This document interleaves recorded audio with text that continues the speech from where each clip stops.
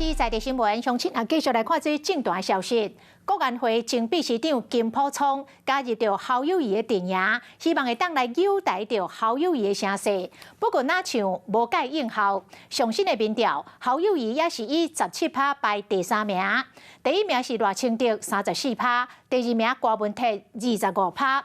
不过国民党的立委参选人气势是比因的主帅侯友宜较旺。在立委参选人的支持度方面，国民党是赢民进党100分点。侯友宜跟郭台铭就在这个时候就是拉近了已经到了15%。但局顶所讲的15%的封存条款，敢真正出现啊？外界当作讲有背景较偏劣的正常国家文化基金会。公布上新的民意调查，第3卡度的情形下，赖清德以34%的支持度领先郭文哲的25%，甲侯友宜的17%。若是4卡度，赖清德是31%继续领先，郭文哲19%，侯友宜甲郭台铭拢是15%排第3名。另外一份平面媒体手机简讯的民意调查，赖清德32.77%领先，郭文哲30.74%，侯友宜2.31%。依照这个资料来统计，都不管几个人来选，侯友宜拢是排第3。柯文哲年轻人的制度仍然高于赖清德以及侯友宜，国民党支持者的持续流失到柯文哲约18.9%。敢讲什么人来加持拢有限，尤其是这份民意调查是伫金溥聪加入后团队了后所进行的调查，也是讲这甲郭台铭最近的动作遮济有关系。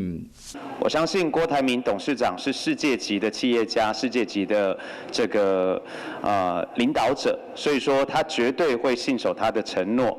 因过立委方面就无共款啊，上新的民意调查显示讲，虽然政党的支持度拿赢有小可较输，因过立委选举投票的支持度，国民党赢过民进党100分点，甲民众党比较起来赢搁较济。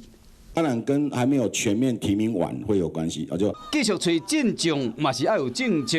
赖清德最近的政策是为0岁到6岁国家市高中职学费全免，到补助私立大学生的学费。0到22岁我们都照顾，这表示说未来台湾是一个公益的台湾。